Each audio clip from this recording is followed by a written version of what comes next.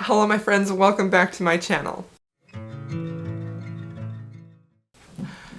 So today I have my June reading wrap up. I, once again, am late to the filming of this video. This video is like my least favorite one to film, but it's one of my favorite videos to watch, and I just really love having it on my channel. But I gotta be real honest with you that I forget a lot of the details of the books that I read at the first of the month compared to the books that I read at the last of the month. Hello, Kazi. But let's go ahead and get into it. But before we do, I wanted to show you my shirt. It is one from Hello Lovely Box, and it's new, and I love it so much. It says Mother of Romance Tour. It's a Jane Austen shirt, which I dearly, dearly love, and I'm going to show you the back real quick. So you have to see, it's like a concert shirt, so you have all of the estates and everything on the back. Like there's Pemberley and Mansfield Park, and it's just so fun. I love it so much. Anyway, I am a rep for Hello Lovely Box. I did, however, buy this with my own money, but I do have a discount code. It's down in the description box if you ever want to pick anything up from them. Okay, so let's get started. So I'm going to go over a few of my stats, and then we will talk about each book individually. So, okay, I read 24 books for the month of June, which is a lot. 16 of those were audiobooks. That is clearly how I'm getting the most reading done. I read 16 audiobooks out of 24 books total. I listened to them all day while I'm working, and if I didn't have audiobooks, I would not get very much reading done. I just love audiobooks, and audiobooks counts as reading. I also read 5 ARCs. Those are advanced review copies, if you did not know what that stands for, and they will be included in here. I read 11 historical romance, 5 contemporary romance, 5 dark romance, they were all mafia romance, 3 paranormal romance, so that's the genre breakdown, and then I had 14 5-star reads. That's pretty great. 14 out of 24. That's pretty awesome. I had 1 book that I reread, so I had 1 reread, and then I had 1 book that I DNF'd, and that is not included in the 24. So, alright, we're going to go ahead and get started. We're going to start with the book that I DNF'd, which I'm going to rant a little bit about, and then we will go in like chronological order just with when I read them. So the book that I DNF'd was Forget Me Not by QB Tyler. Now, I had heard a lot of people talk about this. I know like Jess raved about this, and it was seeming to gain like a lot of traction, and I was really intrigued. But when I told Jess, I'm like, ooh, that sounds good, she's like, just so you know, there's cheating, because cheating in a marriage is almost always a deal breaker for me, literally. So then I was like, okay, well, I'm not going to read it. And then my sweet friend Samantha, from Books with Sam, she said she was reading it, and she's like, do you want to buddy read it with me? It's really good. And I'm like, okay, I will. So I started listening to the audio. I got 65% of the way in, and I DNF'd it at that point. And I'm going to tell you why.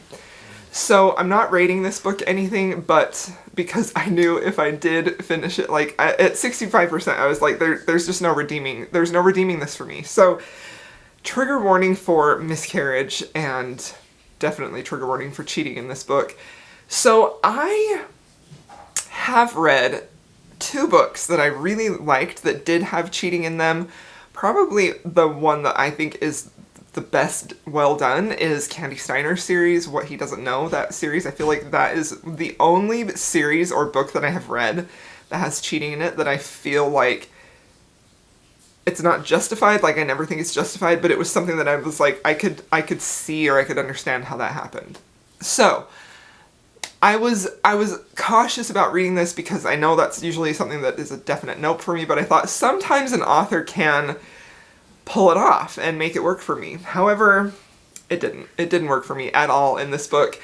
And the main reason is, so this book is basically this couple, they were married, and then, this is probably also going to be spoilery. So they're married, the husband cheats on her, and they divorce. And then when their divorce is like almost final, like they have a month until their divorce is final, he ends up getting in an accident and has amnesia, so he doesn't remember the cheating, and he doesn't remember that they're divorced. In his mind, they're still very much in love and very happily together.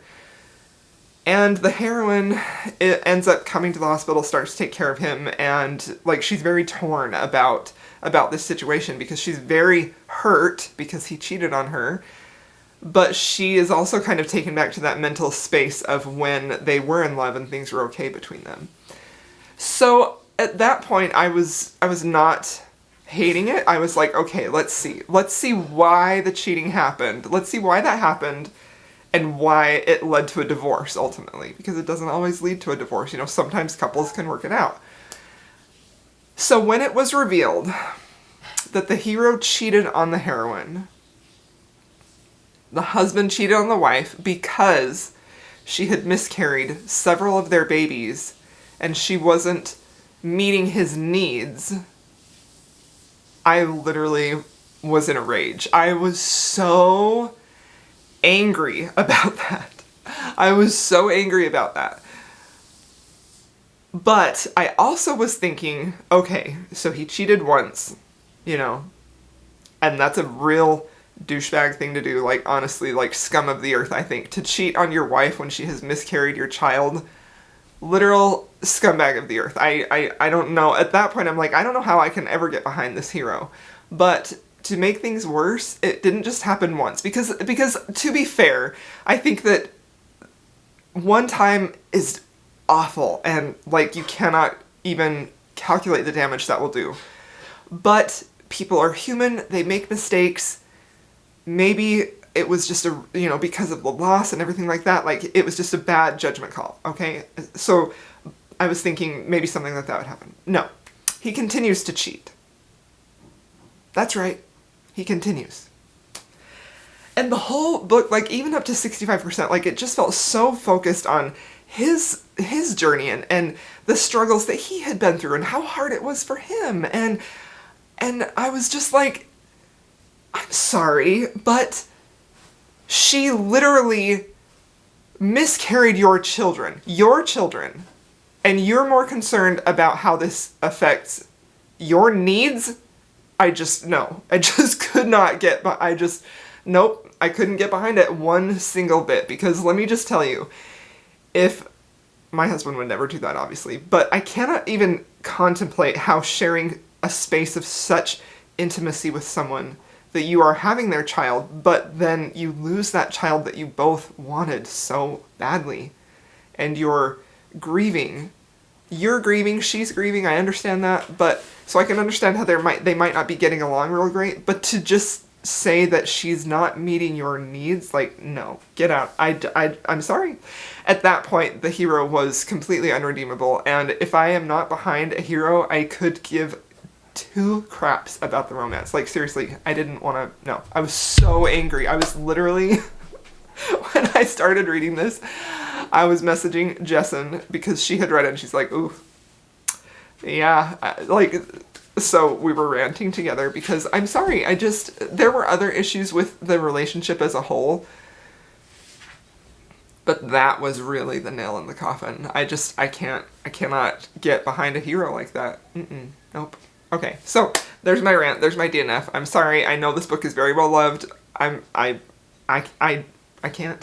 cannot root for a hero. He's not a hero at that point, you know? He's just some guy that wants to do her. So no.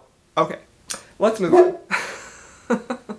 Okay, the next book that I read was Some Like It Scandalous by Maya Rodal. This is a historical romance. This is the second book in her series that is a Gilded Age romance set in New York. It is the Gilded Age Girls Club. So this book had a really interesting premise. This has Daisy, who actually went to university to study chemistry, and she has invented this really basically a magic complexion cream, basically a face cream, and she's very interested in the chemistry aspect of it, and she's been very successful at developing this product. However, scandal sort of rocks her family, and she ends up having to form like a fake relationship with Theodore, who is the Duke, and so they were actually friends as children, and they were very, like, antagonistic. Like, she is a plus-size heroine, and he was very cruel to her, and really gave her some nicknames that are just terrible that he continues to call her to this day, and Oh, I just didn't like it. But so she develops this complexion cream, and when she has this fake relationship because of the scandal that sort of rocked her family, she finds out that Theo is actually really great at business and marketing, and so they sort of team up in that way. So that was honestly really great. I really liked that aspect of it. Like, I thought it was really clever and fun and unique to have a heroine who was interested in creating cosmetics and to have a hero who also kind of brought that knowledge and was like, hey, I'll help you do this. But I just really didn't love the romance. Honestly, the romance was just very mediocre. I didn't feel any chemistry between them. It was also just like, I mean, because of the history they had when they were kids, like, it didn't feel like there was enough current scenes to get me to believe that he actually wanted her and had feelings for her, rather than just this marriage of convenience. So this was a 3-star read. It was just average. Okay, the next book that I read is the Hoops Holiday Novella by Kennedy Ryan. I was going through and reading all of Kennedy Ryan's backlist in June to make my video that is a guide to Kennedy Ryan. So this is just a short novella, but it is best if you read this in order in the Hoop series, because you get sort of like bonus epilogues from the characters that are in Long Shot and Block Shot, and then you also have a full new novella with two new characters in the Hoops world, which was just absolutely completely enjoyable. I loved that part of it so much. I loved all of it. I loved seeing like the second happily ever after between the characters from Long Shot and Block Shot, but I really, really loved the new novella in here. But again, like, this is a pretty, like, it carries some pretty heavy themes. I would say trigger warning for suicide and domestic violence and abuse, but it was still just really beautiful and I loved it. So 5 stars for this, an easy 5 stars. Okay, and then I read Filthy. These are the books that so at this point we're starting the Mafia Romance Readathon. So I read Filthy by Serena Akeroyd. I gave this book 4 stars on Goodreads, but it's probably closer to a 3.5 star. This is the first book in her 5 Points Mob series, and it follows Aoife, I think is how you say her name. I listened to the audio, but I can't remember how to say her name. Aoife and Finn. Aoife owns, or she runs, like, this tea shop, and Finn comes to her and asks to buy the tea shop from the Mafia. She refuses because it is very sentimental to her and it is part of her dream. She wants to own a bakery and things like that. And Finn then decides to blackmail her with some information that he has, and at that point, they sort of work out this proposition, an arranged marriage, where they actually do end up getting married to save her tea shop and also to stop controversy. And I really, honestly, I really loved the chemistry between this couple. I think they had like flaming hot, sparking, just like everywhere chemistry. It was really great. I do, however, feel like it was a little bit too heavy-handed on the, like the steam to carry the plot for me. It was a little bit too physical and not enough emotional, but I did really like the build-up for the Mafia world, and so I definitely want to read more from this author in the future. For me, it wasn't as enjoyable because it just felt a little too based on the physical aspects and not the emotional aspect. Okay, the next book that I read for the Mafia Romance Readathon was Ruthless Stranger by Maggie Cole. This book was 5 stars. This was fantastic. This was my favorite read of the readathon. I absolutely freaking loved this. This is the first book in her Mafia Wars series, and this follows Maxim, who is our hero, who is an older man. I can't remember exactly how old he is, actually. I think he may be like 46, 47. And Aspen, the heroine, who I think is in her late 30s. Aspen has been going through a divorce, and she ends up in Vegas to sort of like have this fresh start and this celebration party time with her girlfriends. She had a pretty, not an abusive marriage, but definitely a very unhappy marriage, and she really doesn't ever take time for herself or do anything for herself personally. And so her girlfriends are sort of like championing her to have a one-night stand, to just hook up with a guy and just have a great time in Vegas. And she's like, I don't know if I could do that. And Maxim overhears all of this conversation, and he approaches her friends and says, hey, I'd be willing to do that, because he's super attracted to Aspen and like she catches his eye right off the bat. However, let's make sure that she's blindfolded so she doesn't see me, so it can truly just be about this one night. And they have a fantastic, amazing one night that neither of them can forget, and they end up meeting later on as like business associates down the road in their hometown, and it was just so good. This was just, honestly, I adored this book. Maxim is just a top tier hero. He is a fantastic hero. I loved how protective and possessive he was. I just loved how he was completely gone for Aspen, like 100% gone for her, just would do anything for her. It was great. It was so fun. I just truly loved this one. 5 stars. Okay, and the next book that I read was Stolen Heir by Sophie Lark. This is actually the second book in her Brutal Birthright series, but this was my first Sophie Lark book that I read. This book was beautiful. This was another 5-star read for me. I absolutely loved this story. It was so compelling, and it was a little bit slow paced, but it was just like, it felt like it had so many layers revealing different aspects of the characters and their relationship and their world and their background, and it was just such a completely satisfying, beautiful, dark read. I just loved it so much. So this book has Miko and Nessa, who Miko actually ends up kidnapping Nessa because her family, they're like from warring mafia families. Her family was responsible for killing his adopted father, and so he kidnaps her, as you do in the mafia. She is a ballerina, and she's a very soft heroine. Like, she's a little bit, like, I liked her so much because I felt like she had a lot of depth to her and a lot of hidden strength. Like, she's not in-your-face aggressive or in-your-face with her strength. Like, I feel like she was able to connect with the hero in a very subtle, slow, beautiful way. And that was sort of how her strength was shown, and I really, really loved that delicate side to this story. It was just so completely compelling, and there were some scenes in here regarding his tattoos and her love of books, and it was so beautiful. I loved this book so much. 5 stars. Okay, the next book that I read is Until I'm Yours by Kennedy Ryan. This is the 4th and final book in her Bennett series. This is Kennedy Ryan's, actually, this is her debut series of books, and it is traditionally published. And this book was completely beautiful. I feel like you could read this as a standalone too, and I don't feel like you necessarily have to read the other books in the Bennett family, although they're all great, to be quite honest. The 3rd and 4th ones are definitely my favorite, whereas the 1st and 2nd are more of a duet. You have to read those back to back to get that couple's full arc. But the 3rd and 4th would be standalones for sure. So this book, I gave this book 5 stars. It was beautiful, honestly. Like, it was amazing. This is, I feel like this book encapsulates so much of what I love about Kennedy Ryan's books, and it was just stunning. We have Sophie, who is our heroine. She's a model, and she's basically not really an heiress, but she comes from a very wealthy, very powerful family. She is also heading up her family's business and also the charitable organization that she started herself. She is very much a cold, sort of, doesn't feel like, she's not very vulnerable with her emotions. She's very cold. She doesn't really trust people a whole lot. You can tell that she's had a lot of heartbreak and hurt in her life before, and she specifically doesn't trust men with her heart. So Trevor comes into town, and he is working on a business deal with, well, the Bennett family.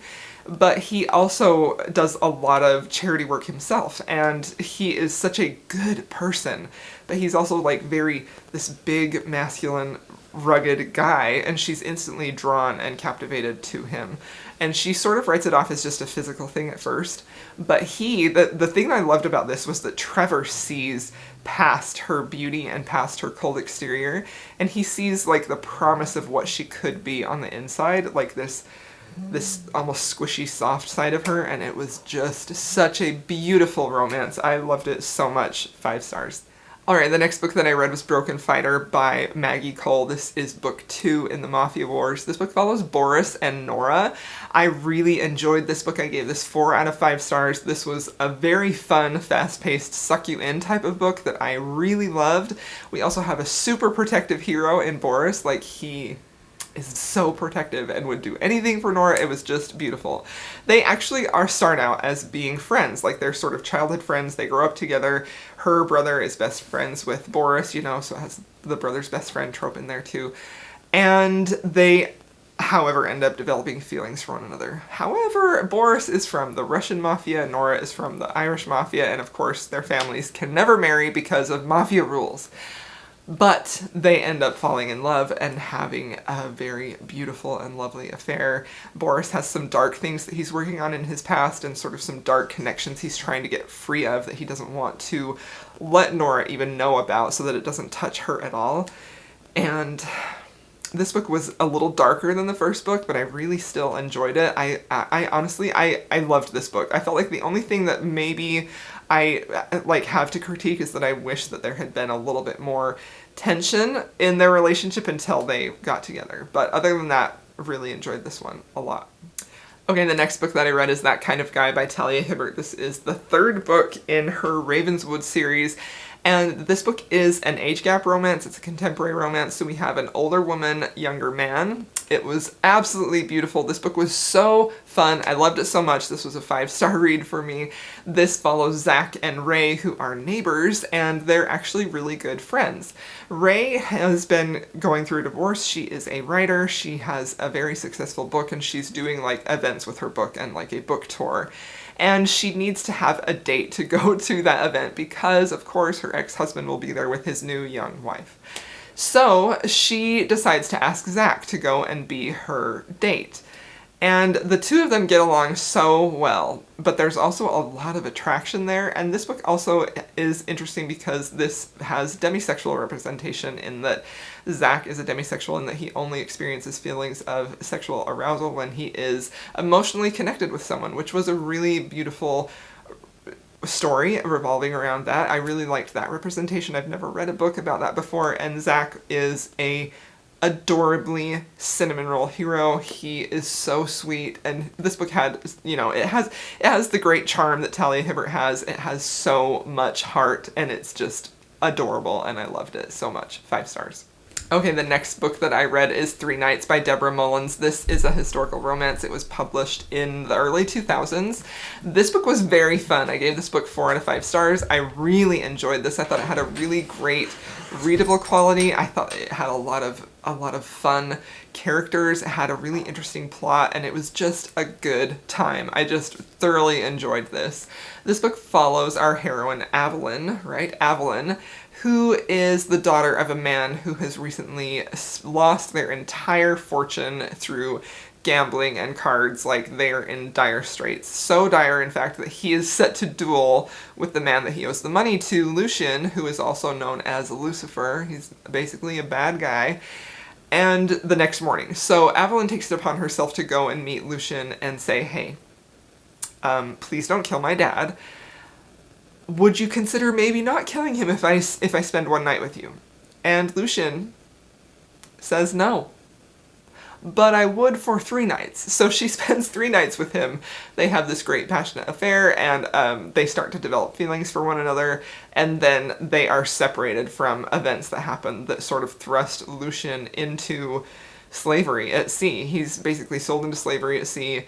Things happen that involve life circumstances that may result from 3 nights, and she contacts Lucian. She tries to contact him and say, hey, I'm gonna have your child, so just so you know, maybe you could come back and help me out with that. And a note is sent back to her, but it's not sent by Lucian, letting her know that no, he doesn't want any part of that. So years pass, she ends up raising the child, and Lucian comes back home, and he feels like it is her father's fault why he was sold into slavery. So to take revenge on him, he comes back and weds her, and it's really like this very complicated plot circling around them. It has a little bit of Count of Monte Cristo vibes in that it's just this big revenge plot, and the movie Count of Monte Cristo, not the book. It was honestly just a fun ride. I really enjoyed it. I thought it was definitely worth the read, and I'm for sure interested in reading more from this author. Okay, the next book that I read was an ARC, and it was Witches Get Stitches by Juliet Cross. This is book 3 in her Stay a Spell series. This is a paranormal romance, and it is one of my favorite. This is my favorite paranormal romance series. I just love it so much. I love this world. I love the Savoy sisters. I love the mythology that Juliet has created. I just love the feeling that I get of just being with family and escaping every time I pick up one of these books, and Witches Get Stitches was no different. I adored this book. It was so sweet. It was very, there was a ton of chemistry between these two. There was a lot of heat. I really liked the overall plot of it. It was just a great time. I loved being back in this world. And Nico, the hero, is a werewolf, and he is such a cinnamon roll. Like, I just loved how much he loved Violet, the heroine. Violet is the heroine. She is a witch. She's one of the Savoy sisters. She is working on tattoos that will sort of imbue magic into the paranormal creatures in this time, but specifically the werewolves, because when werewolves shift, you know, they lose so much of their humanity. They don't want to just be beholden to that all the time. So she's working on spelling the ink in her tattoos to sort of give them a way to control that better. And that's really what the plot is surrounding, that someone wants to take advantage of her and take that for themselves. And Nico is one of my favorite heroes of the year. He was completely gone for Violet, just would do anything for her. So sweet, very romantic. Like, there were some lines in here where I was just like swooning. It was just so great. So 5 stars for this one. This one comes out at the end of July. I loved it. If you like this series, I think you will definitely love this. These books, they're just comfort reads. They're a little bit funny. They're definitely swoony and romantic. I love and adore them. So the next book that I read was actually another arc, but it was an audio arc of Don't Hex and Drive. Now, I have read this book before. Okay, I lied. I had 2 rereads. This is one of my rereads. I have read this book before. I read it last year, gave it 5 stars, absolutely adored Devraj and Isadora's romance. Devraj is a vampire, Isadora is a witch. This was really probably like 10 out of 10 on the flame scale. Like, I think this one is probably the steamiest in all of her books. It was just so great, but I really loved the overall story and I loved the couple in this book, and so getting to listen to the audio of this was just such an enjoyable experience. I love the audio narrators. I feel like these are done so well. Like, it's just like the narrators, they do the accents perfectly. It sounds like the characters would sound in my head. It was great. So 5 out of 5 stars again for this, but specifically it was the audio version this time.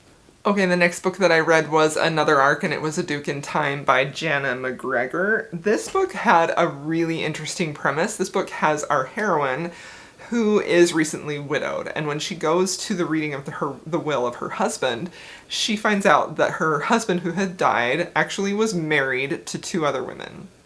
So that intrigued me right off the bat, and it's actually, the hero in this is her husband, who is the Duke. It's his brother. So he's sort of trying to make up like everything that her husband, the dead Duke, did wrong, trying to set things right. However, he has like this attraction with the heroine. I can't even remember their names. I'm so sorry. Catherine and Christian. Okay. So Christian is trying to set everything right because of the sort of terrible life that the Duke led when he was alive. And I really enjoyed the concept of this. I feel like it was really great. Catherine sort of takes it upon herself to help the other 2 women. She sets up she has this home or this place for women who have sort of fallen on bad luck, basically because of the men in their lives. And I really liked that aspect of it. However, after like the first 2 or 3 chapters, this started to really slow down for me. It definitely felt like it was focused more on Catherine and helping these women, and the romance took like a back seat, and the plot just wasn't necessarily engaging enough to keep me interested in it without having the romance there to help it. So this was a 3-star read. It had a great premise, but it didn't really carry through for me. Okay, the next book that I read was Mission Improper by Beck McMaster. This is a paranormal romance, sort of has some steampunk elements in it, and I really loved this. So this book is actually a spin-off from her previous steampunk series, which I think is called, I don't know the name of the series, I think the first book is maybe Kiss of Steel or something like that. So this does feature characters that were sort of background characters in that first series, and I was a little bit like, I did feel like when I started this that maybe I was missing some of the story because I didn't read that first series, I just started with this one.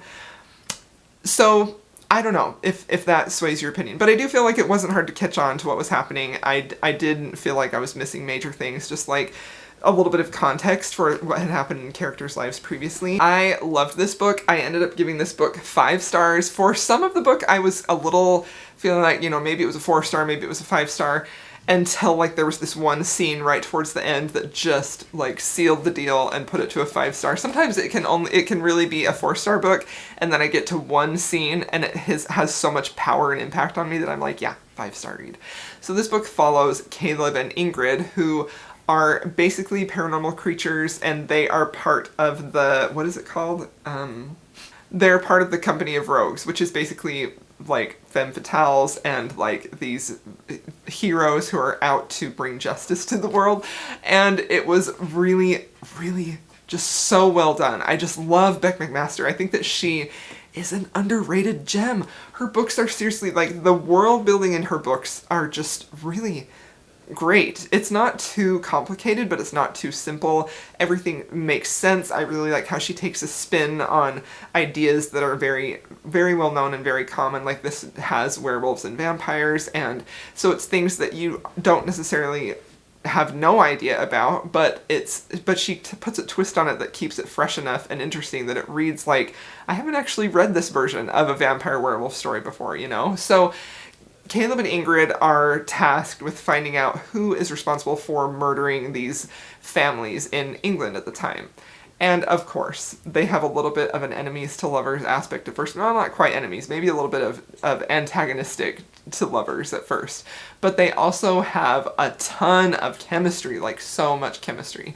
And I really, really loved watching that chemistry slowly build and build and build at the same time that the emotional level of their relationship was building too. And that is honestly my favorite thing. If you can get good chemistry that just keeps building and building, while at the same time you're building layers on their emotional relationship, like, that is just perfect for me. And to find that in a fantasy romance or a paranormal romance, I feel like is extra difficult, because not only are you dealing with the romantic element of the relationship, but you're also dealing with the whole plot, like the fantasy world and everything like that. So this book was very impressive to me. I really enjoyed it. I need to continue reading. I have the second book on audio.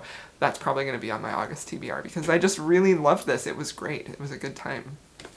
Okay, and the next book that I read was Indigo by Beverly Jenkins. This was the reread I was talking about. This is the third time that I've read this. I loved this book so freaking much. This is one of my top 5 historical romances of all time. I dearly love it. I think it is just a beautiful and compelling book. It's just so romantic and just perfect. I love it so much. We have an entire live show dedicated to talking about this book, me and Jen and members of the audience who read it with us. We have, we read this book for the historical romance book club that I do with my friend Jen, and this was our pick for June. I loved it so much. It's fantastic. This is about Hester, who is a freed slave woman, and she is working to help people become free who are slaves through the Underground Railroad. And it is about Galen, who is the Black Daniel, and he is a prominent figure in the Underground Railroad and helping people get their freedom. It's their love story. It's so beautiful, honestly. The whole thing, like, Galen is just fantastic. I love it so much. If you have not read this book yet, you probably have if you're watching my channel, but if you haven't, please read it because it's so beautiful and perfect. Okay, the next book that I read is Brutal Prince by Sophie Lark. This is the first book in the Brutal Birthright series. This book follows Callum and Ada, and they are from warring mafia families, of course. This is definitely a hate to love, and I really, really enjoyed this book.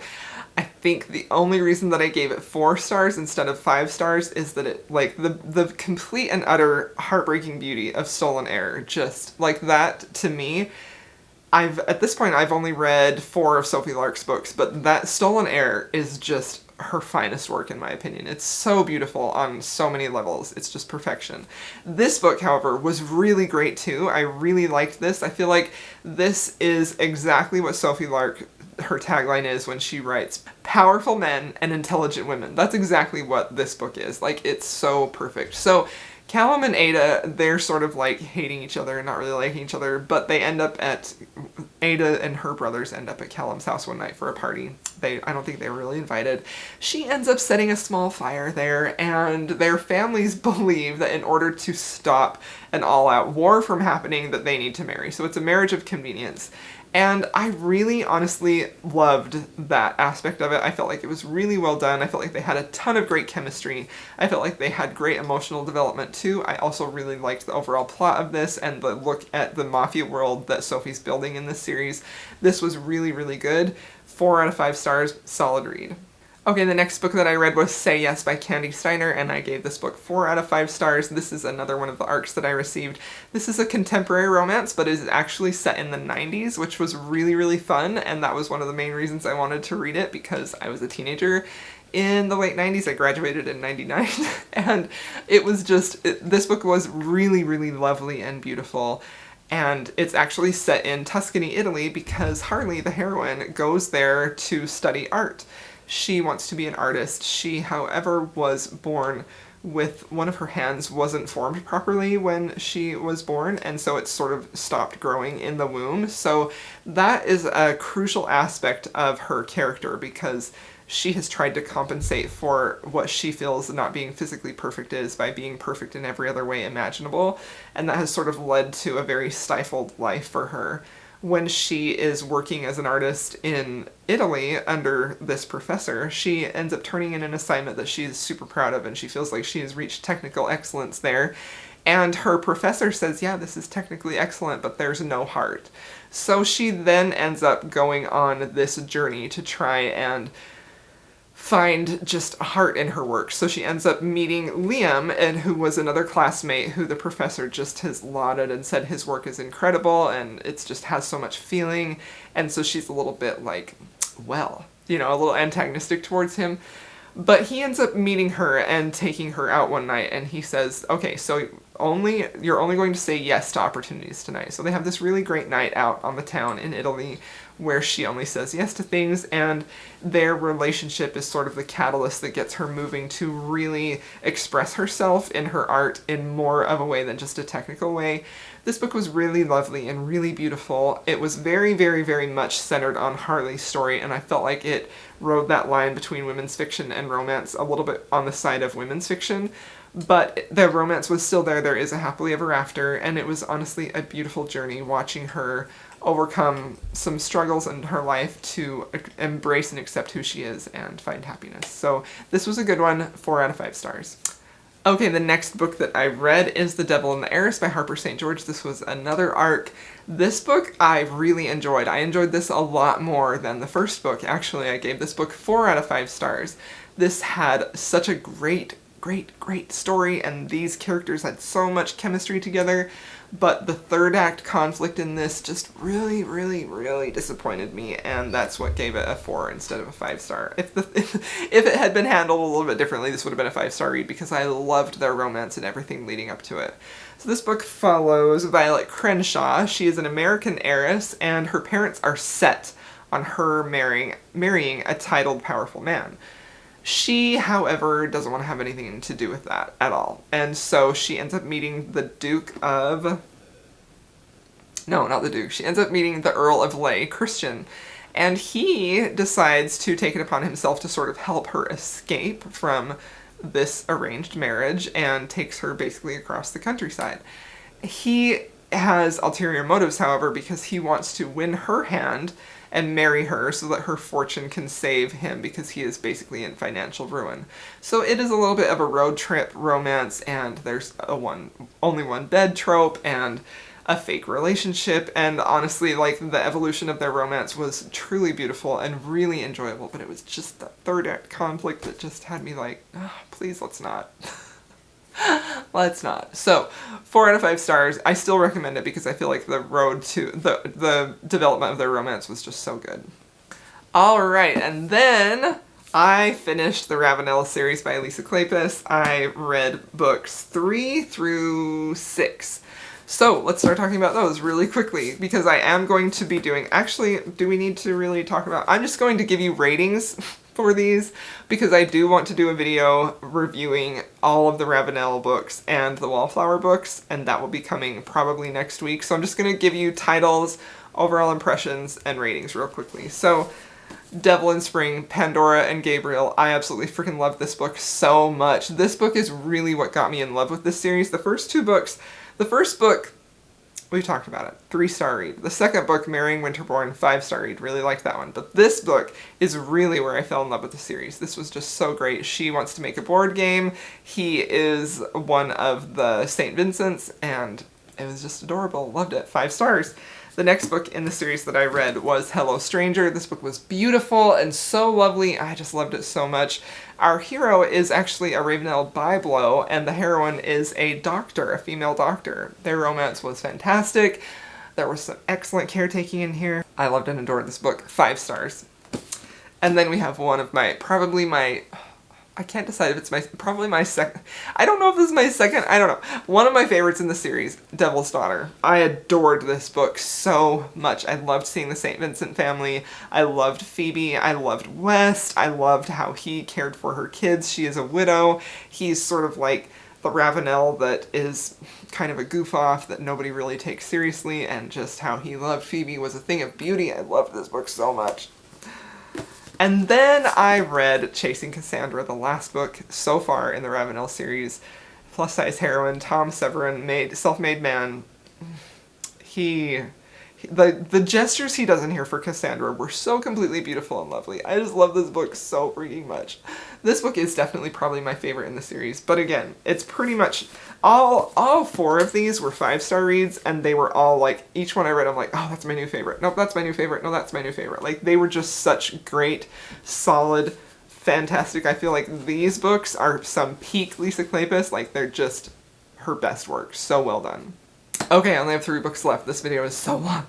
Okay, the next book that I read is The Viscount Made Me Do It by Diana Quincy. This book is a very fun book. This comes out at the end of July. This is a historical romance, and it is a very unique historical romance. The plot setup is pretty interesting. Our heroine is actually a bone setter, and she is of Arabic descent. I really love her character. She's a very strong heroine, very set on doing things that she wants to do and not letting anybody else sort of cloud that or take advantage of her.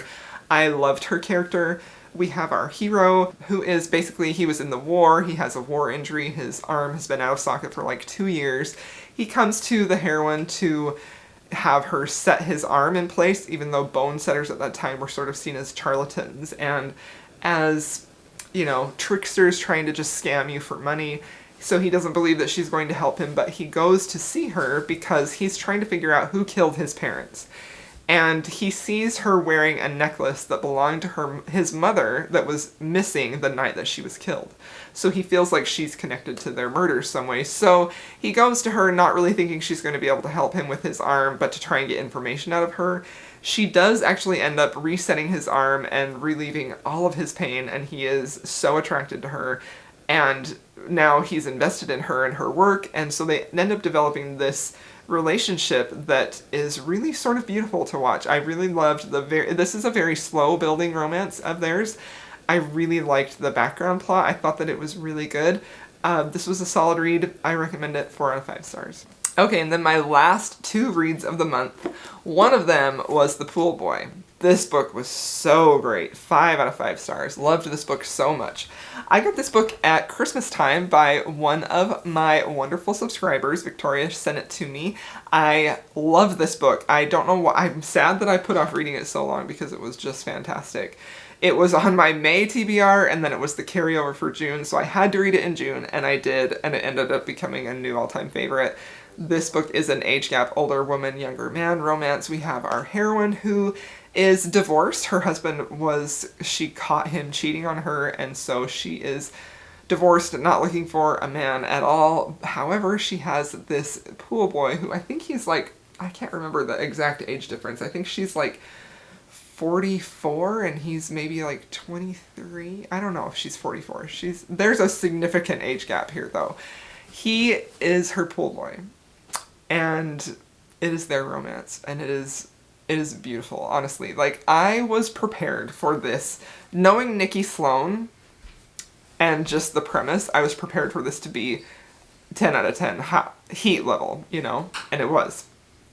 But I wasn't prepared for it to be so emotionally beautiful. Like, I feel like the romance in here had such great emotional development. It was just a thing of beauty. This is my new favorite older woman, younger man romance. It's fantastic. 5 out of 5 stars. Highly recommend this. Just, honestly, it was pretty much perfection. It was so freaking good. I read this in a day. Couldn't put it down. Just loved it. Okay, and then the last book that I read in June is The Earl I Tempted by Scarlett Peckham. This is the second book in her Secrets of Charlotte Street series, and this was actually the July book for the Rake Appreciation Society, so we also have a live show dedicated to us discussing this book. This book, the basic premise of this is our heroine is sort of running this set of newspapers that is sort of handed out in an underground way to the women of the community. It's basically to let them know when she finds something out that is scandalous or damning about the men who would potentially want to marry them, something that they wouldn't already know. So if like he is an adulterer or something like that, like she airs their dirty laundry basically. So she finds out something about the hero, the Earl, and she puts it in the papers, what she thinks is going to, you know, make nobody want to marry him. It ends up that it was sort of taken out of context, and it wasn't meant to go public, and it was, and he ends up being ruined, so in order to save him from ruination, she offers to marry him. So it is their romance, and I really liked this. It didn't go quite as dark or quite as steamy as I wanted it to, and I had a few issues with the heroine, but overall this was still a solid, good read, and it was a 4 out of 5 star read for me. So, okay. That is the end. I did it. I finally did it. That is my June wrap up. And yeah, I will try and get July's up sooner. Anyway, thank you so much for watching. I hope you enjoyed this video, and I will see you in my next one.